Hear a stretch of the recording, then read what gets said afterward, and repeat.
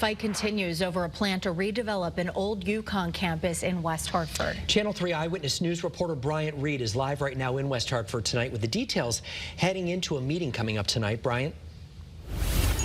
Yeah, Mark and Aaron, this development decision has been a year-long process, but the campus itself has been vacant since 2017. Now, tonight, we could have a vote on what will happen to the property in West Hartford near Bishop's Corner. Now, specifically, that property lies on Asylum Avenue and Trout Brook Drive and in West Hartford, and that's where the developer wants to build the mixed-use complex with townhomes and retail shops to go along with some parking. Now, residents in the area have pointed out developing would cause issues with the wetlands area, the animals, as well as getting rid of hundreds of trees. But the developer has made changes to the plan of the potential development. However, not all residents are happy with it. So far, the developers and residents have explained both their sides of the story, and tonight at 6, this meeting has just gotten underway. They will have another chance to talk about the plans, talk about why they approve or oppose this decision. And then, as I mentioned before, we could possibly have a decision